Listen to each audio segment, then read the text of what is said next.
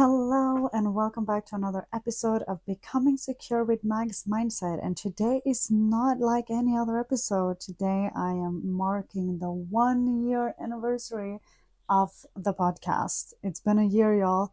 January 25th, 2026. I am so proud and happy that I did it. I did not stop. I stayed consistent. And the best part of it is that it's been fun throughout. There was never a moment where I regretted what journey I've embarked upon. There was never a moment where I thought this was dull or boring. It has been consistently an immense joy to be creating this podcast. For a very long time, Sundays have been my favorite day.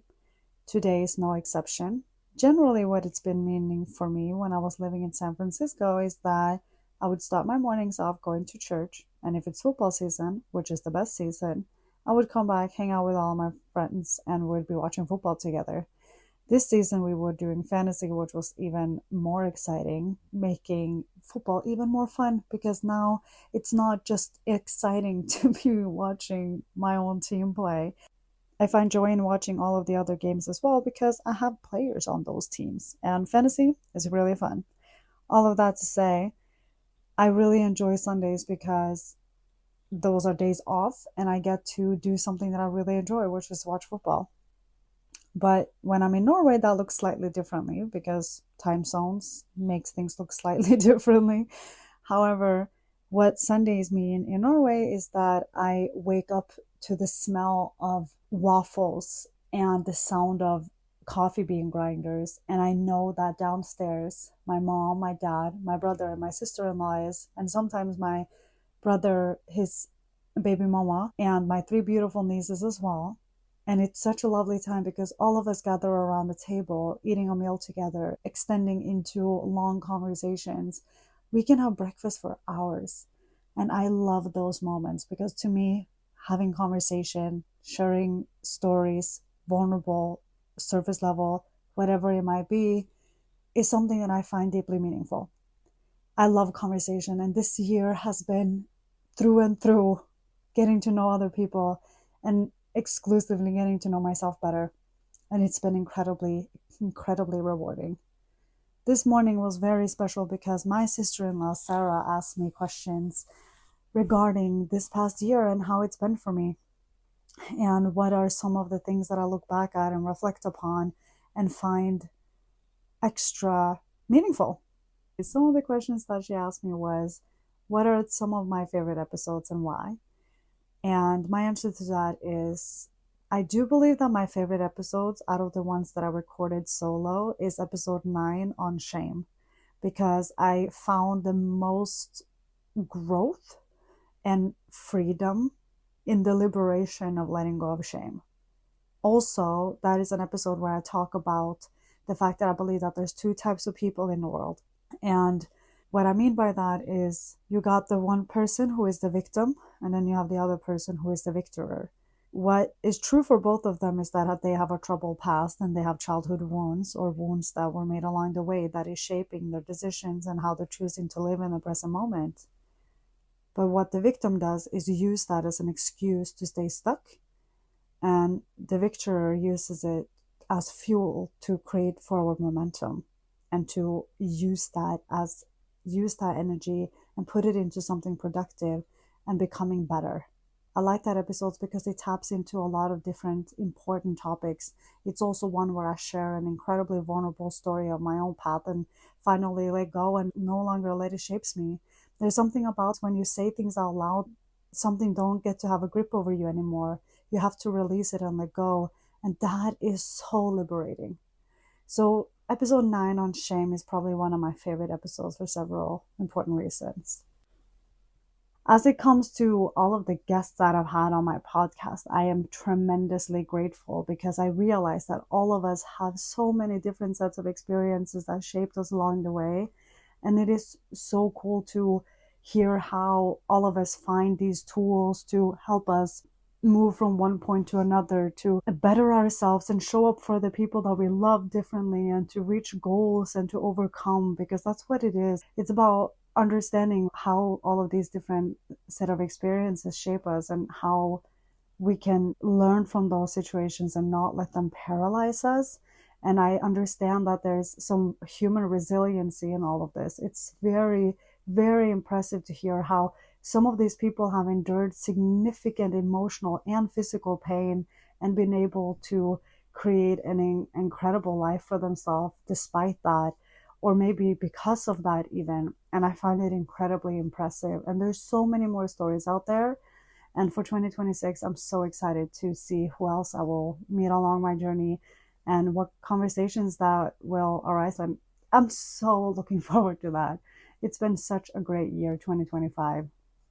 2025 was the year where I launched my podcast and I even finished writing my book, which is, well, that's not entirely true. I finished writing that about a week ago. That being said, it's still within the 1 year mark of my podcast, but technically January 2026. All right, I don't know why I'm honing in on these details and why everything needs to be so freaking perfect. It's not like anyone is fact checking me, but anyways, here we are. I think the most important thing that I want to communicate as it relates to all of these things is that I decided to just tap into my creativity and not follow the paths that I thought that I had to follow. I finally decided to do what I wanted to do, even though it meant having no set security in terms of knowing when the next paycheck were going to come. But fortunately, I'm in such a beautiful position where I get to live with my parents and my family, and from this space be able to do what I love doing, which is podcasting and writing and creating creative content. And it's been so fun, and it feels deeply aligned, and that's what 2025 essentially led to. But that being said, when I was in the midst of all of that, when I was creating everything to begin with, I did have a full-time job.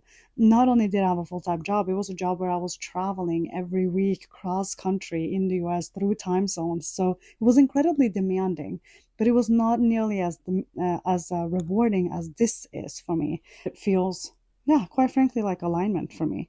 So this has been incredibly rewarding. I keep saying rewarding. Okay, let's try to talk about something else because now I'm just repeating myself. This is also the year when I decided to move back to Norway. I've been home for 4 months and it's been great. And I miss my friends back in San Francisco. I think what's always going to be true for me is that when I'm here, I'll miss them there. And when I'm there, I'll miss my family at home. So, how lucky am I to have two places in the world where I have so much love and so many deep connections that I get to nurture? And that feels like such an abundance to me. And I get to live my life a little bit here and a little bit there. And I find that to be very, very exciting. There are some repeating patterns that I've noticed as I have been reflecting back on the episodes that I've created and the podcast guests that I've had on and all the individual stories that I've heard.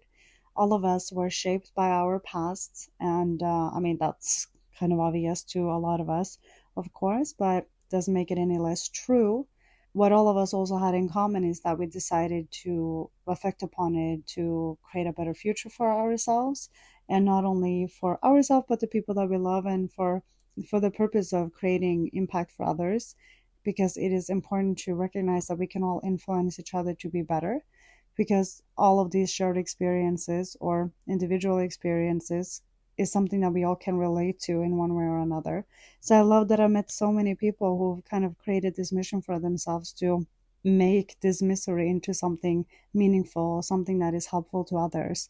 I know that's been true for a lot of my guests, and I know that it's true for me too. And that feels like a privilege and an honor to get to be a part of. Everything started, of course, because of attachment theory. Everything started because I knew that I had a troubling past that have hurt me time and time again because I was unaware of my attachment wounds. So, in learning to understand my attachment wounds and how I have been gripping on to things that has been detrimental as opposed to creating forward momentum for me has been very useful. And I do believe that it's been useful for a lot of my listeners too, who find themselves in similar situations where their attachment has been controlling their lives and their relationships with themselves, their relationship with a loved one, their relationships with friends, their relationship with work and career, maybe even their relationship with God and faith and whatever that looks like for you.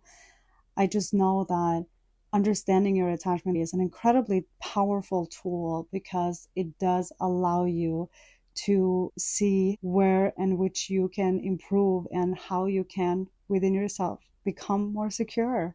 I think that is a great goal for everyone to understand that it's also a part of climbing this frequency ladder where you understand that the more you let go, the more comes to you. When we cling on to outcomes or avoid even looking ourselves in the mirror and do what we say we're going to do, or not even looking ourselves in the mirror in that sense, just avoidance in general, like putting things to the side and just not wanting to address avoidance or clinging on no matter what it is. Sometimes we just have to let go and trust that what's meant for us will find us. And the more we dare to embrace what comes next, the greater the reward. There's that word again. Oh gosh. I wanted to create a podcast about attachment theory simply because I find it incredibly valuable. It's been so helpful. And now I'm finally finding myself in a relationship where the best thing about it is that I'm not afraid of what's next. And I'm able to stand up for myself now. I'm not afraid of having conversations that felt terrifying before.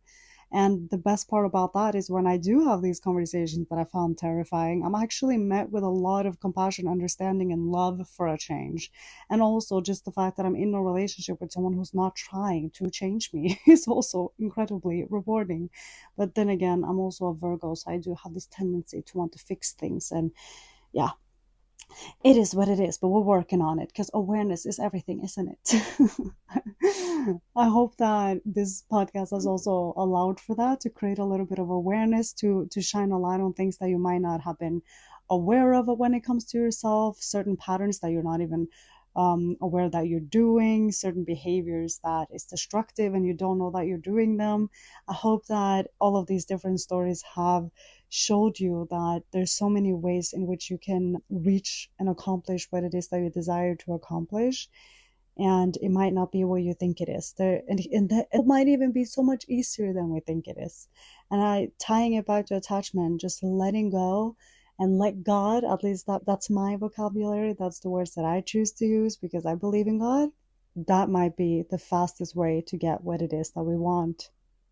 A beautiful way that I like to think of it is that when I see how beautiful the universe is, when I see everything down to the very last detail, when it comes to the stars in the skies, the animals on the ground or in the sky, or in the ocean or the waters, or how the sun makes snow glitter, or how the sun, when it reflects on the ocean, makes it sparkle, it's natural glitter. It's like so remarkably beautiful. And when you see how everything's connected to each other on such a beautiful way down to the very last detail, I believe that God was as intentional in creating each and every one of us. I believe that we all fit perfectly into the big picture and we all have a purpose, we all have a mission. And when we listen, when we actually let go, when we actually pay attention to what it is that God put in us, whatever mission it is, that's when we have peace on earth. That's when beautiful things happen. It's from that place we create harmony and balance. It's from that place we all find peace.